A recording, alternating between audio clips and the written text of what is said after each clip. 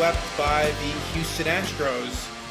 And the sad part is that the Yankees never threw a pitch with a lead in the 7-game season series against the Houston Astros. That's tough to do. That's almost impressive. Like, the Yankees had 2 walk-off wins in the 4-game set at Yankee Stadium, but never held a lead for 7 games when a pitch was thrown. That's insane. So the main thing for me, again, and the second game, the Yankees do score 5 runs, but the Yankees offense cannot do anything against the Astros pitching. Anything. Don't be fooled by the 5 runs that were scored in that second game. Don't be. Because the Yankees, they have not shown the ability to do anything of any semblance against this Houston Astro pitching. And this is the team that the Yankees have not been able to get past in multiple postseasons. Now, look, the Yankees last year, even though it's kind of remembered more for some pretty difficult, upsetting losses to the Astros, the Yankees were 4-2 versus the Astros last year. So I don't want to make it seem like it's, consistent, the Astros always with the Yankees. It's not quite that way, but on a season which the Yankees are 64-30, they went 2-5 versus the Astros. There's a lot to go. That's like my main point is that the Yankees need to be active at this trade deadline, specifically with the lineup. Now, you can never have enough arms, and you can tell that the starting rotation with the Severino injury. And with some other pretty heavy workloads that, there's going to be some problems. And I think the Yankees have some internal options. One of them, Domingo Germán. I don't know why Domingo Germán was thrown in to his first start of the season against the Astros. Why? That was not a necessary thing to do. The Yankees, I'm sorry, they love their little doubleheader lineups. The Yankees have done a better job this year of not as many days off. They've gone about it better. This was a joke. These lineups, it's like they didn't give a shit that they were going against the Astros. Seriously, these lineups, and that it isn't meant as an excuse. Don't take that the wrong way. It's not meant, but it's a joke. Come on, what are we doing here? I understand certain situations, where Stanton was in the All-Star game, and I get some of that, but come on, what are we doing here? And also, the Yankees had Garrett Cole pitch Sunday against the Red Sox, which, I get that. You want to get Garrett Cole as many starts as you possibly can. But and it is the Red Sox, don't get me wrong. That's important. But I would have loved for him to be held back and, to pitch at one of these games against his former team. But that didn't happen. And Tyone could have went on regular rest. But they went with Germán. It's just a weird, it's a weird spot to put him in. And it didn't go well. But, the Yankees really, it's been a very poor display of offense. At least they weren't no-hit by Christian Javier and company today, so that's a plus. But just the Astros the games have been close. Relatively speaking, all 7 games have been close. It's not like the Astros have actually completely demolished the Yankees within games, but they went 5-2. And don't look now, but the Astros are only 2 games back on the loss side.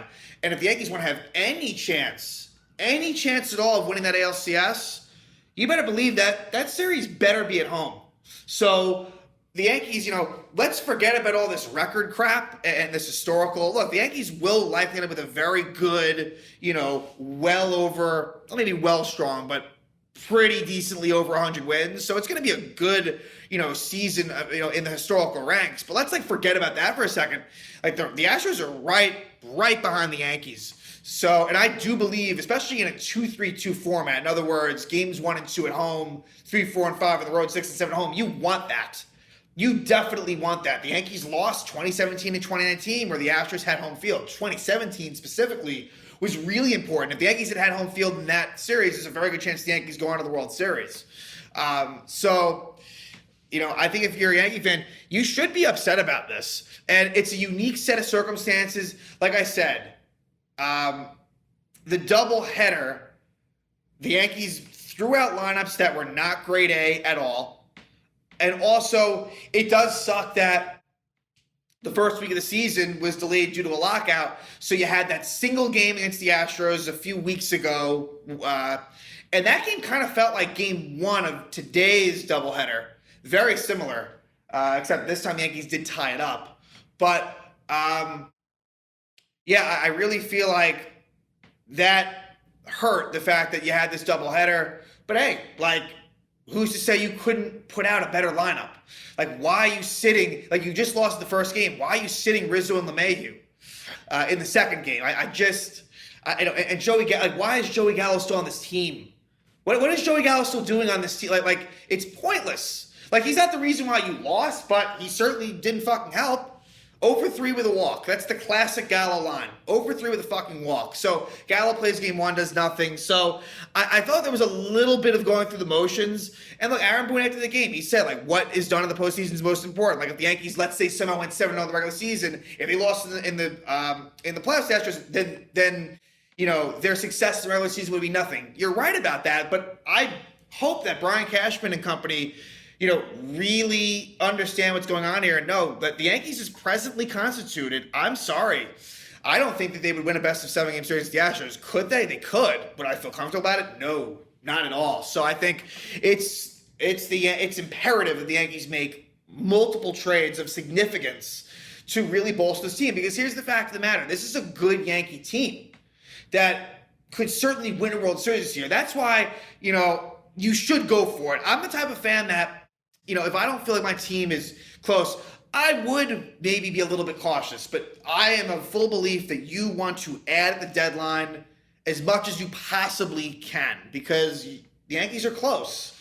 But they have to finally beat the Astros. And for me right now, that remains to be seen. So game one, Yankees-Astros, right out of the All-Star break. Jordan Montgomery, it's the classic Montgomery situation where Montgomery pitches pretty well but gets no run support. So it's another no decision for Montgomery. So now we are up to Montgomery having 19 starts, and he's 3-2. 14 no decisions. That's insane. So the numbers for Montgomery, really solid. 3.24 ERA in the season. You know, a really nice 1.05 whip. So Montgomery, you know, lately there's been some like early game struggles, but in some ways here it was really, really minimal. So Montgomery did what he had to do. Christian Javier, I'll say this, the Yankees made Christian Javier and Luis Garcia work, but they really couldn't break through against them. So Javier only goes 5 innings. Same with Garcia, I believe. And Javier, you know, 4 walks.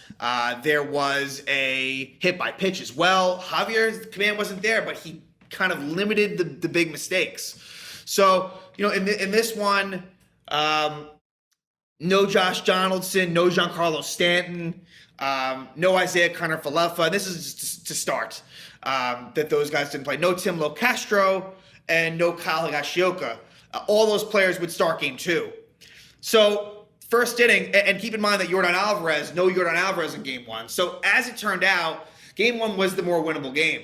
And it kind of makes sense, too, based on the pitching probables and the lineup, although game 1 definitely had better starters on both sides on paper. And so, bottom of the first, 2 bunt singles to start out. It was a planned strategy by the Astros. Dusty Baker or the higher-ups. And against Montgomery, that's pretty smart. Montgomery's not a real mobile, nimble, you know, fielder. And so it's a bunt single Altuve, bunt single Pena. But then Montgomery does do a pretty good job to navigate through after. He strikes out Kyle Tucker, and then Alex Bregman, when this ball was hit, I'm thinking this might be a double play, but it does kind of go up the middle and through for an RBI single. So Bregman, who has been a thorn on the Yankees side, Alex Bregman, you know, really, it's not been one of those classic sort of monster seasons for Alex Bregman, but certainly against the Yankees, he's done really, really well. And so that gives the Astros 1-0 lead. But then Montgomery is able to strike out Aledmys Diaz, and then Gurriel lines out. So it could have been worse. It's only 1-0. But then in the second, a big mistake is walking Mauricio Dubon to lead off the inning. And then with 1 out, it's an RBI double down the third baseline for Corey Lee. So the catcher, Corey Lee, knocks in Dubon. So you don't want that to happen. The first inning's more forgivable. This, walking Dubon, who's a speedy guy, leading off, not a great hitter, and then Lee with the double, that hurts. So it's 2-0. And in the top of the third, the Yankees have a golden chance. And there was nothing you could do about it. It was basically sort of no out for the red-hot Matt Carpenter. He lines out to first, and Aaron Judge is doubled off first. There's nothing you could do about that. It wasn't bad base running. It was hit well. And then Gleyber Torres, he lines out to Aledmys Diaz and left. So just frustrating more than anything. The Yankees really, it wasn't like they struck out. It wasn't weak ground balls. They just hit it right at guys, and it didn't work out. So it stays 2-0. We go to the fifth, and the pretty damn red-hot DJ LeMahieu, who also seems to do very well against the Houston Astros. He hits a home run to right field. And that cuts the lead to 2-1. So this is kind of why it reminded me of the last Astro game, where I believe it was Anthony Rizzo that homered off Luis Garcia to cut that game to 2-1. It had a very similar vibe.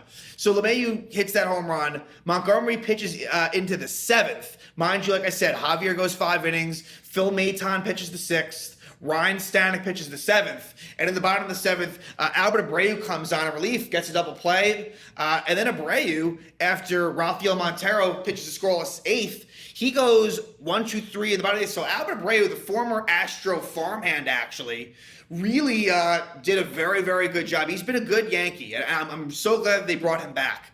So we go to the ninth. The Yankees are able to tie it up. Hector Neris is in.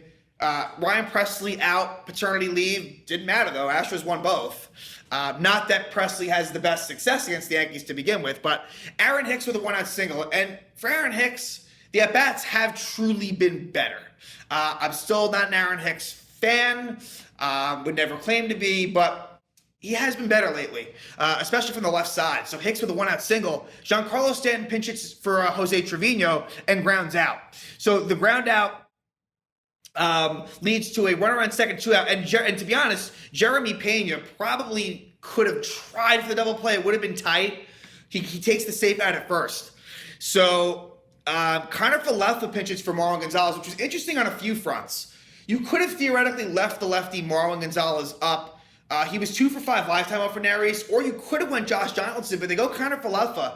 And based on the situation, I didn't really have a strong feel for what was the right direction to go in, but it does work.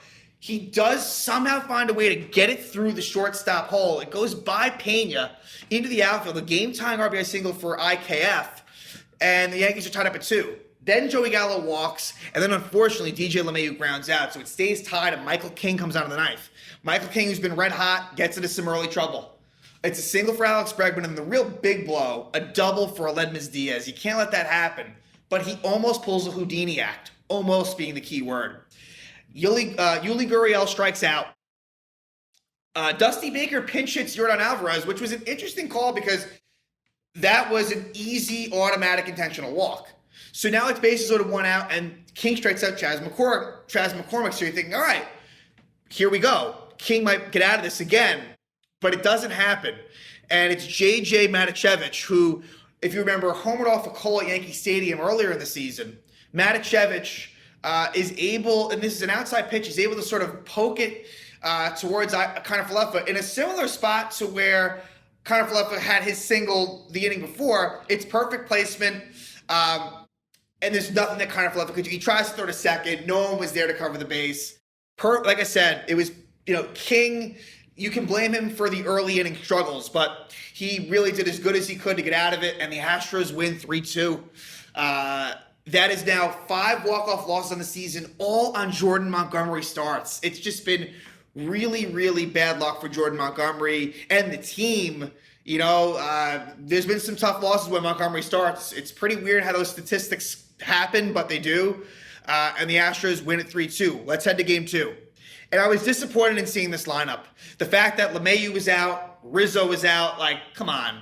It's one thing, maybe you win game 1, and I can understand, but the problem is these things are so planned out, it wouldn't matter. There is minimal sort of on-the-fly changes. I mean, they seem like they happen rarely, so I think it didn't matter what the hell happened. LeMahieu was not going to play game 2, and Rizzo wasn't either. So Domingo Germán makes a season debut, which is just a questionable move. JP Sears came out in relief and did better than Germán. Was Sears great? No, but he made one mistake, and it did come back to bite him. But and I guess they didn't want to go Jameson Taillon on normal rest. They could have done that. They didn't. And so you pay the price. First inning, a couple of quick outs for Germán, but then it's a home run to Yordan Alvarez, who at this point for me deserves to be the AL MVP. And I know that might upset the Yankee fans. Aaron Judge has been great, but if I had to give it to someone right now, I really believe that it should go to Yordan Alvarez. Now, I guess if you do include like the defensive side of things, that does. I mean, Judge is an excellent outfielder and has played a ton of center field, so it's not cut and dry. But I got to be honest, you look at the offensive statistics. If it was just based on that alone, Yordan Alvarez would honestly be more deserving than Aaron Judge, as good as Judge has been. So Alvarez home run, and then Alex Bregman, it's back-to-back home runs. Really poor 0-2 pitch by Domingo Germán, just really not good. And that makes it 2-0. We head to the second inning. And in the bottom of the second, the Astros would continue on as with 2 outs and a runner on first, Jeremy Pena doubles. So it's second and third, and for some dumb reason, they did not, and I know Bregman's been a problem, but you walk Yordan Alvarez. You simply walk Yordan Alvarez. I don't get that at all. They pitched him, and sure enough, it's a 2-run double for Yordan Alvarez. Makes it 4-0, and then Alex Bregman gets sort of a bloop RBI single to make it 5-0. I thought that was a terrible mistake. I don't know. That to me was a no-brainer. Total fuck up there. So it's 5-0 Astros. We go to the top of the third. The Yankees do fight back a little bit. You get a 2-run homer by Gleyber Torres off of Luis Garcia, and that makes it 5-2. Garcia does go 5 innings. Germán only goes 3. JP Sears pitches a scoreless 4th and 5th. Brandon Bielak comes on in the 6th inning for the Astros, and he would pitch, a while. He didn't finish it up, but he pitched 3+ innings. In the bottom of the 6th, Sears, he gets into trouble. It's a Matichevich hit by pitch, and then it's Chas McCormick 2-run homer. So McCormick makes it 7-2, and that was big. To make it a 5-run game again, it was going to be tough. In the bottom of the 7th, Aroldis Chapman looks good. Mind you, it was a 7-2 game, but Chapman looks good in the 7th. And then top of the 8th, there's a situation where there's 2 on, 2 out, and Aaron Hicks hits a deep fly ball to the warning track off of Bielak. Jonathan Loaizaga pitches a scoreless 8th inning. So in the 9th, though, the Yankees do give it a shot. And in the 9th, you have Connor Falefa with a leadoff single. LeMahieu pinch hits for Lo Castro. He singles, makes it 1st and 2nd. Anthony Rizzo pinch hits for Higashioka, flies out. And then Aaron Judge, it's a mammoth 3-run homer. His 34th homer of the year, makes it 7-5. And so at that point, they bring in Rafael Montero, who had pitched the first game but didn't really throw that many pitches. So Gleyber Torres singles. But unfortunately, Matt Carpenter on a 3-1 pitch, I wish that he would have taken it. I mean, certainly based on the result of what happened, but it might have been a ball. I mean, honestly, it would have been close. I think it might have been a ball, but it sucks that you couldn't get Stanton up as the tying run. Stanton's always capable of hitting that home run. Carpenter hits a double play, and that's your ball game. So it's a 7-5 Astros win. The disappointments continue against the Houston Astros. And it really stands out more so in a season which the Yankees are 64-3. You take out the Astros, the Yankees are 62-25. I mean, just completely insane. So the Yankees, like I said, need to make improvements if they want to have a chance against the Astros. There's just no 2 ways around it. So now the Yankees head to Baltimore to face a currently 500 Oriole team, but it should be interesting. The Orioles are right in the thick of the wild card race. They're on the outside looking in, but they're going to be hungry, and so it's going to be Jameson Taillon versus Tyler Wells. And Tyler Wells has pitched pretty well this season. Not much of a strikeout guy, but pitches to contact, but won't be easy. So Taillon versus Wells in Game 1. Then Game 2, we'll see Garrett Cole against Jordan Lyles. And Jordan Lyles, not impressive numbers, although he has pitched pretty well against the Yankees at times.